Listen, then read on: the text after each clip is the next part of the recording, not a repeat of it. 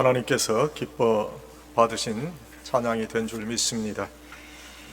여러분이 기도해 주셔서 제가 한국 일정을 잘 마쳤습니다. 이중 국적, 그래서 한국 국적을 잘 회복하고, 또 한국 국적만 회복해서 되는 일이 아니더라고요. 보니까 국적 회복하면 거기에 따라서 건강 보험도 의무적으로 들게 돼 있는데 그것도 들어야 되고, 또 여권도 내야 되고, 주민등록증은 물론이고, 또 이번에 그 운전면허증도 잘 냈습니다. 그런데 우리 이상열 그 변호사님이 잘 알려주셔서 운전면허증을 내러 갔는데 보통 복잡한 게 아니더라고요. 운전면허증을 내려니까. 그래서 한참 수속하다가 보니까 제가 40년 전에 한국에서 가지고 있던 운전면허증 남발을 발견을 했어요. 그래서 그걸 그냥 갱신했어요. 그것도 가능하다고. 그래서 모든 것을 잘 맞추고 왔습니다. 여러분 기도에 감사드립니다. 오늘 교회 창립 기념주일을 저희가 맞이해서 우리가 읽은 본문에 보면은 교회에 대한 말씀이 있죠. 그 교회가 무엇인지, 하나님께서 우리에게 어떻게 섬기라고 하시는지 하나님의 뜻을 발견하는 복된 시간이 되기를 바랍니다. 하나님께서 우리에게 지혜와 계시의 정신을 주시기를 우리가 구할 수 있어야 되죠. 그래야 바로 믿고 바로 신앙생활 할 수 있고 바른 축복을 누릴 수 있어요. 신앙의 형식이 신앙의 내용과 다르게 되면은 그건 실제적으로 신앙의 삶을 살지 않는 것이지요. 그리스도인의 삶하고는 전혀 다른 모습을 나타낼 수밖에 없다 하는 거예요. 그래서 신령한 지혜를 구할 수 있어야 된다 하는 거예요. 신령한 지혜는 하나님을 알게 해요. 우리에게 지혜의 눈을 허락하셔서 하나님께서 우리를 부르신 그 부르심의 소망이 무엇인가, 또 성도의 기업의 풍성함이 무엇인가, 그런 것들을 알게 하세요. 하나님을 믿는 성도의 능력이 무엇인지 알게 하신다. 오늘 본문이 말씀하시고 계세요. 믿음의 초보자의 신앙을 벗고 예수 그리스도의 능력을 체험하고 누리는 신앙인들이 되어야 된다. 먼저 부르심의 소망이 무엇인가? 하나님께서 우리를 왜 부르셨나요? 여러분, 왜 여러분을 부르셨다고 생각하세요? 하늘나라의 소망을 가지고 살아가는 사람이 되도록, 영원한 하늘나라의 시민이 되도록 부르신 거예요. 하늘나라를 이 땅에 이루어가고 확장해가는 소망을 가질 수 있어야 돼요. 세상에서 살아가는 세속적 삶을 위한 소망이 아니라 영생의 소망을 가지고 세상을 이길 수 있어야 된다는, 오늘 본문의 말씀에도 죽은 사람이 다시 산다 하는 말씀을 우리에게 주셨어요. 그래서 우리는 이러한 소망을 가지고 살아야 돼요. 또 성도는 영적 지혜를 구할 수 있어야 되죠. 사도 바울은 빌립보 교회의 교인들에게 이런 간증을 합니다. 어떠한 형편에 있든지 내가 자족하기를 배웠노니 내가 비천에 처할 줄도 알고 풍부에 처할 줄도 알아. 모든 일에 배부르며 배고픔과 풍부와 궁핍에도 일체의 비결을 배웠노라. 내게 능력 주시는 자 안에서 내가 모든 일을 할 수 있느니라 하는 귀한 고백을 하고 있어요.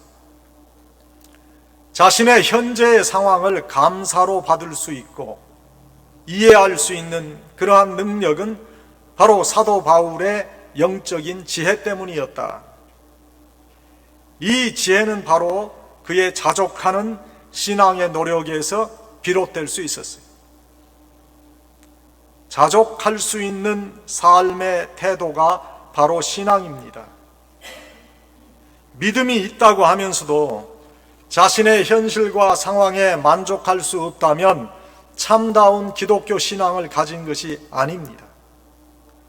기독교 신앙인은 세상적인 관점에서, 세상의 관점에서 객관적이라고 하는 그러한 관점으로 불우한 처지에 놓였다 할지라도 할렐루야, 아멘, 주여 감사합니다 하는 믿음으로 살아가는 자세를 가지는 거예요. 이러한 신앙인의 자세를 가지는 자가 영적 지혜를 구하는 자고 부르심의 소망을 이해할 수 있는 자입니다. 하나님께서 나를 왜 부르셔서 영원한 생명을 살 수 있게 하셨나, 그것을 이해할 수 있는 자는 영적 지혜를 통해 소망을 확실하게 가질 수 있는 자예요. 우리에게 소망은 바로 예수 그리스도이십니다. 우리 기독교인들은요, 희망이라고 말하지 않아요. 소망이라고 말합니다. 소망과 희망은 비슷한 뜻을 가지고 있지만 기독교적인 관점에서 소망이라는 것은 단순히 바라는 것 이상으로 마음속에 간직하고 또한 확실히 미래를 예측할 수 있는 뜻을 가진 단어예요. 내가 하늘나라에서 다시 산다, 다시 살아난다, 영원한 생명을 가진다, 그것이 막연한 어떠한 희망으로 우리가 바라보는 것이 아니라 그것이 확실한 증거로 나에게 다가오는 거예요. 그것이 소망이에요. 죽은 사람 다시 살아나는 거예요. 그것을 믿는 것이 기독교예요. 이 땅의 윤리, 도덕을 위해서 우리가 예수를 믿는 게 아닙니다. 윤리, 도덕을 우리가 이루면서 살아야 되지요. 그러나 그것이 궁극적인 가치가 아니라는 거예요. 기독교의 궁극적인 가치는 영원한 생명을 얻는 거예요. 영생을 살아가는 거예요. 그러한 확실한 증거를 가지고 미래를 바라본다는 것이 소망을 가진다는 거예요. 이러한 의미에서 우리 기독교인들은 예수 안에 소망을 가져야 하고 하나님께서 우리를 불러주신 부르심의 소망이 무엇인가를 이해해야 돼요. 소망의 신학이란 책을 쓰신 독일 신학자 몰트만 박사가 있죠.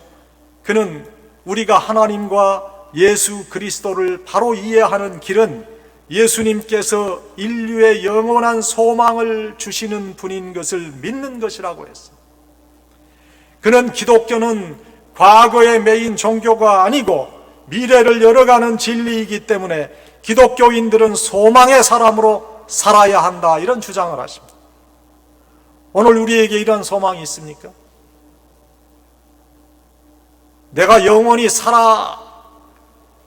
하늘나라에서 주님을 모시고 내가 이렇게 살아갈 수 있다는 그러한 소망이 여러분에게 있냐는 거예요. 우리 기독교 신앙은요, 있어도 그만 없어도 그만인 액세서리 같은 것이 아닙니다. 액세서리는요, 있어도 그만 없어도 그만이에요. 여자분들이 귀걸이 하면 참 예쁘지요. 그러나 귀걸이 없다고 그 본래의 어떤 모습이 없어지는 거 아니거든요. 예쁘게 치장하고 자신의 모습을 잘 나타내려고 할 때 액세서리는 필요한 거예요. 있어도 없어도 그만이에요. 우리의 생활에 아무런 영향을 주지 못해요. 기독교 신앙을 액세서리와 같이 그렇게 오해하는 분들이 많아요. 그런데 예수님의 말씀을 자세히 살피고 사도 바울을 통해서 주신 말씀을 잘 살피면 기독교 신앙은 주변적인 가치를 가진 액세서리가 아니라 우리의 영원한 삶과 죽음을 결정하는 가장 근본적인 것이라는 거예요. 기독교 신앙은 삶을 의미 있게 만들어주는 방법이나 지혜가 아니라 바로 우리 삶의 근본이요, 목적이라는 거예요. 사도 바울은 이것을 충분하고 넘치게 이해했어요. 영원한 생명을 위해서 육신의 삶의 환경을 초월했던 자가 바로 사도 바울이에요.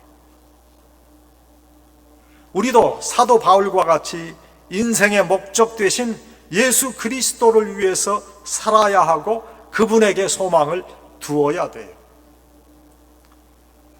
길지 않은 이 땅의 삶에 매여서 그것으로 요동하고 움직이는 사람이 되는 것이 기독교 신앙이 추구하는 가치가 아니에요. 우리는 영원한 생명을 추구하는 사람들이에요. 그 가치를 위해서 모인 단체가 바로 교회예요.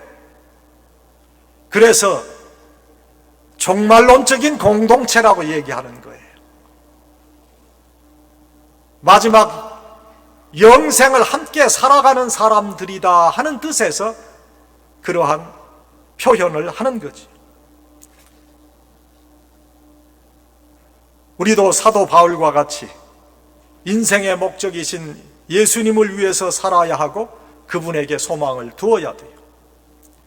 예수님은 우리 인류의 한계 상황 속에 오셨고 소망으로 구원의 복음을 주셨어요.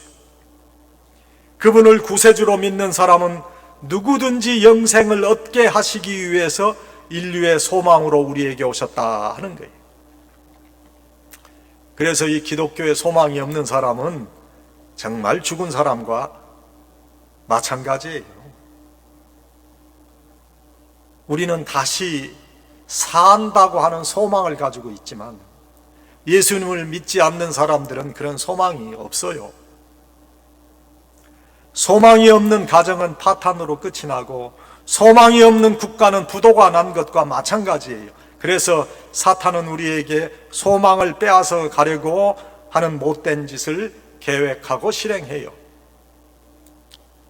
그래서 신령한 지혜로 사탄의 계획을 파악하고 예수 안에 우리의 소망을 든든히 해야 돼. 우리의 소망은 오직 예수 그리스도세요. 우리를 죄에서 구원하신 예수 그리스도, 영원한 사망에서 해방시켜 주신 예수 그리스도, 그분만이 진정한 우리의 소망이다 하는 거예요. 절망적인 삶의 현실에서 암울한 상황 속에서 낙심하지 말고 예수 그리스도의 십자가를 바라보며 소망의 사람으로 살아야 돼요. 낙심할 일들이 얼마나 많습니까? 이번에 한국에 갔는데 이 암 선고를 받았다고 하는 제 친척이 있었어요. 얼마나 그런 일들이 많습니까? 우리 주위에. 네? 얼마나 낙심되겠어요. 그러나 우리 기독교인은 그런 것으로 인해서 움직이고 동요하는 사람들이 아니거든요. 영원한 생명을 바라다보고 그것을 소망으로 가지고 있는 사람들이기 때문에 인생의 어떠한 삶의 문제에 그렇게 요동하지 않는 신앙을 가진 그 사람이 진정한 그리스도인들이에요. 그것을 체험하라는 거예요. 기독교의 체험은 그거예요. 내가 방언했습니다. 내가 뭐 이상한 걸 봤습니다. 그게 체험이 아니라 하늘나라를 내가 분명히 알고 그것을 체험하는 그 평안과 기쁨을 갖는 것이 기독교적인 체험이에요.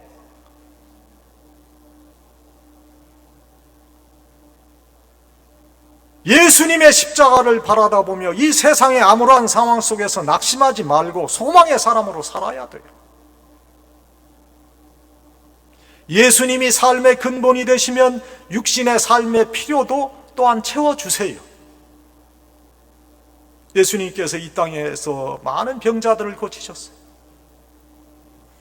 육신의 삶의 필요를 위해서 예수님을 이용하려 하고 육신의 삶이 근본이 되고 목적이 되고 예수님을 믿는 신앙을 주변적인 가치에 두게 되면 그렇게 할수록 소망은 약해지고 육신의 삶도 궁핍해지고 은혜는 메말라가는 거예요.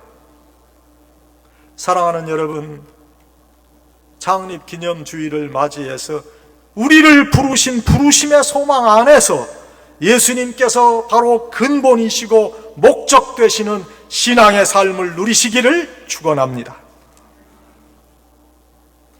오늘 본문의 기업의 풍성함은 무엇이에요? 기업은 성도의 기업을 뜻합니다. 물질적인 풍성함을 위한 기업이 아니라 영적 은혜의 풍성함을 뜻하는 거예요. 은혜의 풍성함은 어떠한 인생의 때에도 기쁨으로 살 수 있는 능력을 의미해요. 잘 믿는다고 하면서도 조금 문제만 있으면 그냥 세상의 모든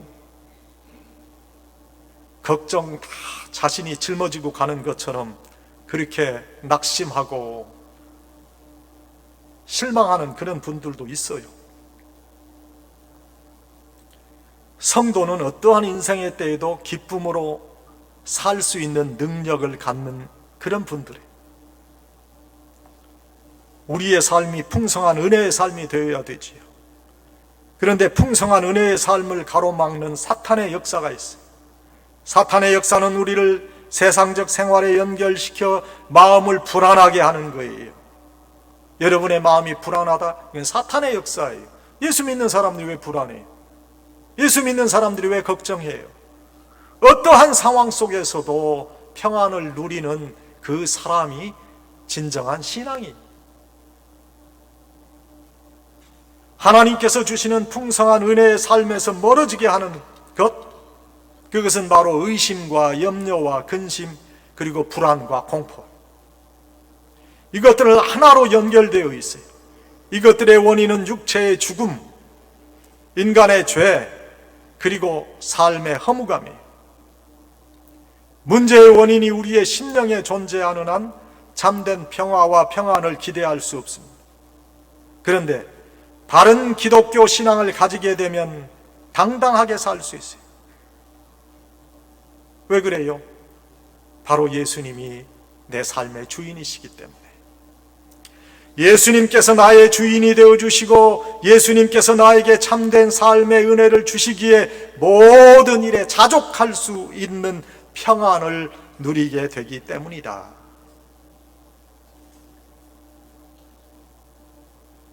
이 비밀을 터득해야 그리스도인이라 불릴 수 있는 거예요. 이번에 제가 익산이라는 곳에, 전라북도 익산시에 가서 있었어요. 아파트가 하나, 스튜디오 아파트 비어있다고 그래서 거기 가 있었어요. 그런데 거기 있다 보니까 조금 좋긴 한데 불편한 것이 교통이 불편해. 버스가 아파트 앞에 있긴 한데 1시간에 한 번씩 오는 때도 있고 30분에 한 번씩 오는 때도 있어요. 그걸 맞추기가 뭐 쉽지는 않더라. 그런데 매번 어떻게 택시를 타고 다니겠어요? 매번 택시 타면요, 그 택시비가 한국에도 많이 나오더라고. 그 한 번 택시 타면 보통 15,000원, 20,000원 나오는데 어떻게 감당할 거예요? 서울 강남에서 저 불광동, 은평동까지 타면 한 2만원 이상 나올 거예요. 그거 어떻게 감당해? 한 2번만 타면 한 4만원. 여기도 한 30불, 40불 되는데 그게 적은 돈이 아니잖아요. 그래서 저는 이제 버스를 즐겨 타요. 버스 타면 한국의 버스 얼마나 시원한지 몰라요. 에어컨이 뭐 얼마나 잘 나오는지. 어떤 때는 혼자 타고 가. 승객이 없어서 저 혼자 전세네. 얼마나 좋은지 몰라. 또 웬만한 거리는 걸어 다녀요. 걸어 다니면 되잖아. 운동도 되고 얼마나 좋아요.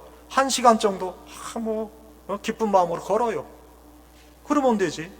그거 뭐하러 택시를 타요? 어떠한 상황 가운데서도 우리가 기쁨을 가지고 살아야 돼. 자족할 수 있어야 돼. 예수님께서 나에게 참된 삶의 은혜를 주시기에 모든 일에 자족할 수 있는 평안을 누리기 때문에 이 비밀을 터득해야 그리스도인이라고 불리는 거예요. 아무리 값비싸고 탁월한 차를 소유하고 아무리 안락하고 호화로운 집을 가지고 세상의 호사스러운 행복을 다 누린다 해도 그것이 영원하고 참된 평안을 가져다 줄 수 없어요. 참된 내적인 만족과 영혼의 행복은 죽음과 죄, 염려와 근심을 극복할 수 있는 평안한 마음을 갖는 데 있어. 내가 노력하고 수행해서 얻을 수 있는 게 아니에요.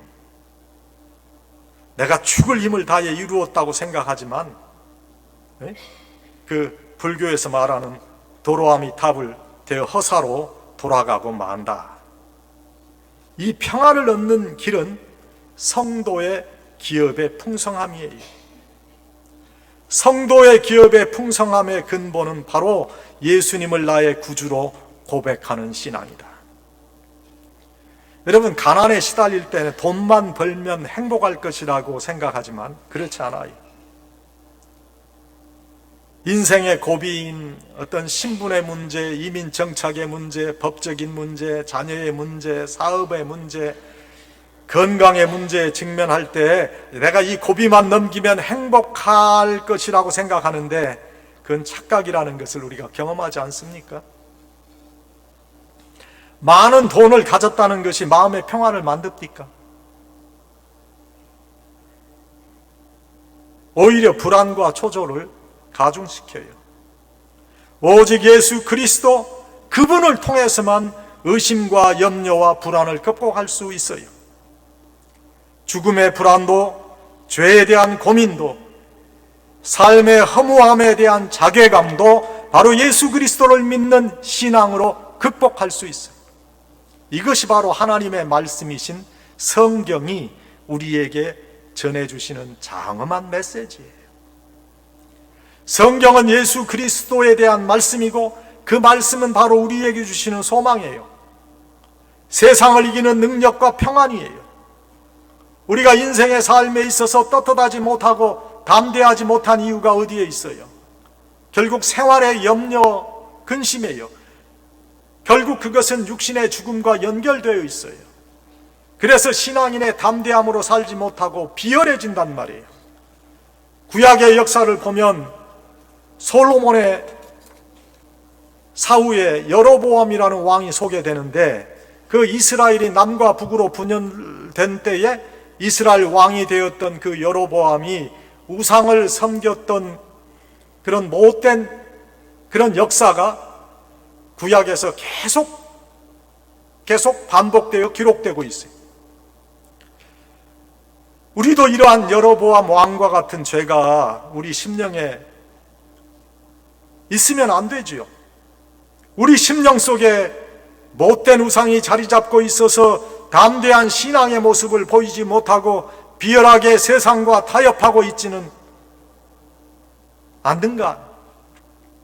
세상의 기업의 풍성함이 우리에게 이루어지기보다 성도의 기업의 풍성함이 우리 심령에 이루어지도록 기도해야 돼요. 생각을 바꿔야 돼요. 기독교적인 관점에서 세상을 볼 수 있어야 돼요. 예수님의 마음으로 관계를 정립할 수 있어야 돼요. 성도의 기업의 풍성함을 먼저 생각하는 자로서 살아야 돼요. 이 세상에 생명을 가진 자로서 왜 살아야 하고 무엇을 위해 살아야 하는지 그 의미와 목적을 모르면 불행한 인생이라고밖에 말할 수 없어요. 그런데 세상이 감당할 수 없는 성도의 기업의 풍성함을 얻고 하나님의 은혜를 얻게 되면 정말 값있고 멋진 행복한 인생을 살 수 있는 거예요. 예수 그리스도를 믿고 그분의 가르침을 따르게 되면 섬길 수 있고 이해할 수 있고 줄 수 있고 받고 포용할 수 있고 사탄 마귀의 역사를 분별하며 지혜롭고 담대하게 살 수 있다 하는 거예요. 이것이 바로 성도의 기업의 풍성함의 뜻이에요. 더 나아가 영원히 사는 영생의 비밀을 터득하게 되는 거예요. 예수 그리스도 안에서 죄사함을 얻고 구원의 은혜를 체험한 사람들에게 인생은 아름답고 가치가 있어 보여요. 세상이 변해서 그런 것이 아니라 바로 자기 자신의 심령이 주님께서 주시는 성도의 기업의 풍성함으로 채워졌기 때문에, 성도의 기업의 풍성함은 우리가 살아가는 세상의 환경과 상황이 달라져서 이루어지는 것이 아니에요. 세상이 주는 삶의 풍성함은 다분히 환경적인 거예요. 일시적이고 피상적인 거예요. 그래서 외부적인 조건에 의해서 좌우되고 바뀌고 변화하는 거예요. 그러나 예수님께서 주시는 성도의 기업의 풍성함은 내적인 것이고 변함없는 것이고 나와 하나님과의 바른 관계에서 오는 영원한 풍성함이다. 사랑하는 여러분, 성도의 기업의 풍성함을 누리시기를 축원합니다. 마지막, 그리스도의 능력은 무엇이에요? 우리가 죄와 싸워 이길 수 있는 능력이 그리스도께서 우리에게 주시는 능력이에요. 이것은 부활을 믿는 신앙이 전제되어야 가능한 거지요. 다시 사는 신앙이 없으면 불가능해요. 그리스도의 능력은 무에서 유를 창조하는 능력이고 죽음에서 생명으로 변화되는 능력이에요. 부르심의 소망과 기업의 풍성함과 그리스도의 능력을 알게 하는 신령한 지혜를 구하시는 여러분들이 되어야 돼요. 신령한 지혜는 예수 그리스도와의 바른 관계를 가지게 해요. 그리고 신령한 지혜는 예수 그리스도의 능력을 소유한 자가 되게 만들어 주세요. 예수님과 올바른 관계를 가지고, 그래서 예수 그리스도의 능력을 소유한 자가 되면 그리스도의 능력이 나타나고 평안한 심령이 되는 거예요. 여러분, 몸이 거꾸로 매달렸다고 한번 가정을 해 봅시다. 그때 누군가 평안하냐고 우리에게 물으면 평안하다고 답할 사람 아무도 없을 거예요. 먼저 내가 바로 서야 그게 가장 우선되고 중요한 것이고, 그 후에야 내가 평안하다고 답할 수도 있는 것이죠. 먼저 주 안에서 바로 서는 게 중요해요. 그래야 그리스도의 능력이 온전하게 역사될 수 있어요. 바로 서는 일 없이 평안이 있을 수 없고 그리스도의 능력도 역사될 수 없어요. 예수 그리스도와의 올바른 관계 회복 없이 그리스도의 능력은 우리에게 나타날 수 없어요. 예수님의 능력은 예수 그리스도께서 나와 함께 하신다는 임마누엘의 신앙에 근거해야 나타날 수 있어요. 그래서 신실한 믿음의 사람들은 고독이나 좌절이나 죄의식이나 열등감이나 그리고 허무함에 사로잡히지 않아요.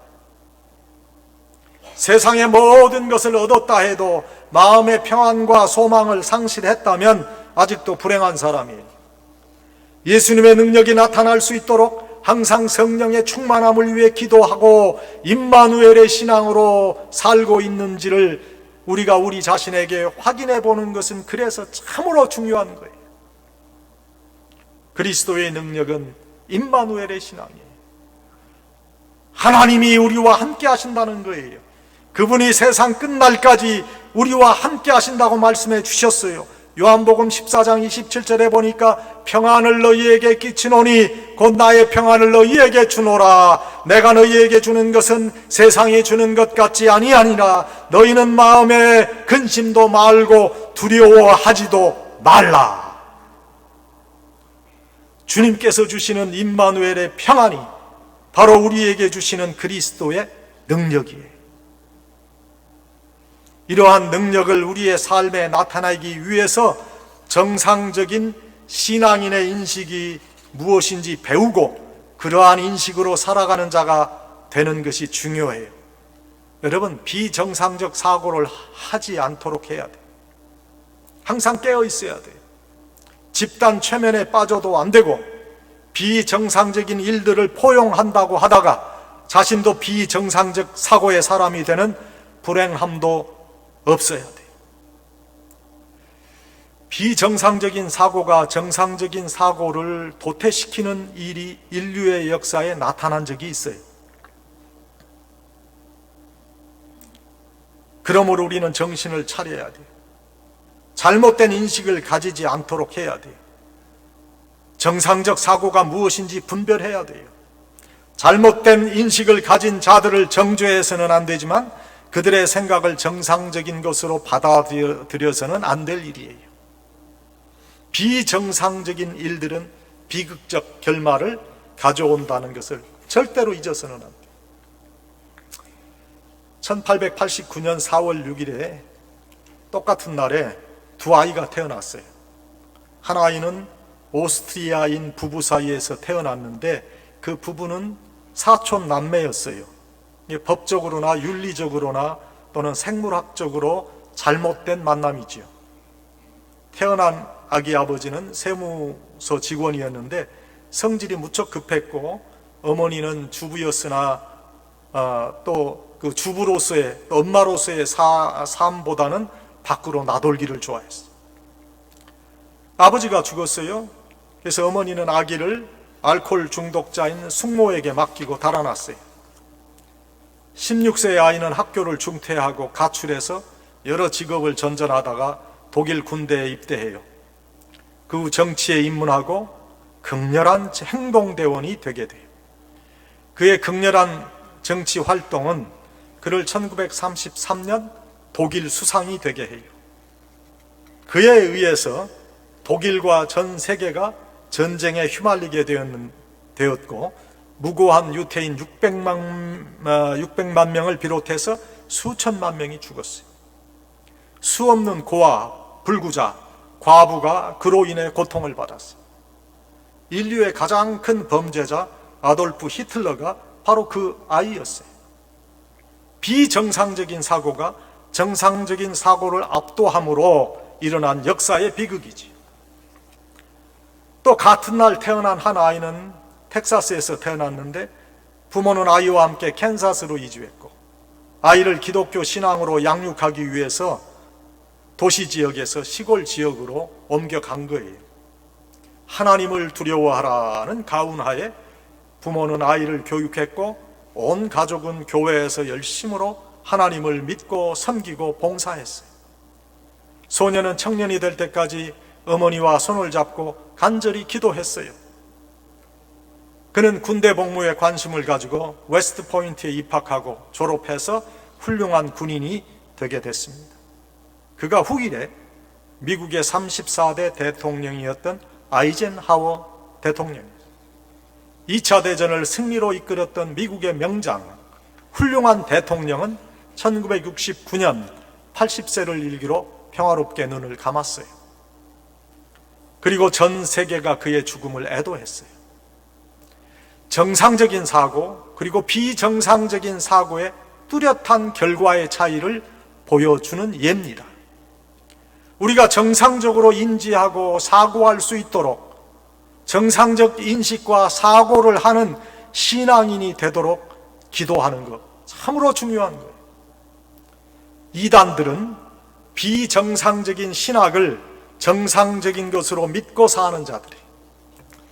이단을 판별하는 것은 신학적 검증에 맡겨야 하지만, 우리가 판별할 수 있는 것은 우선 우리가 느끼기에 우리 마음을 평안하게 해주지 않는 독선적 느낌이 강하다는 거예요. 뭔가 불편해요. 예수 그리스도의 능력이 우리의 삶에 나타나도록 정상적 신앙인으로 예수님께서 임마누엘로 나와 동행하심을 늘 확인하고 그리스도의 능력을 나타내는 자들이 되어야 돼요. 오늘 본문의 사도 바울의 말씀과 같이 지혜와 계시의 정신을 우리에게 주셔서 부르심의 소망을 든든히 하고 성도의 기업의 풍성함을 누리고 그리스도의 능력을 나타내시는 성도 여러분이 되시기를 간절히 축원합니다.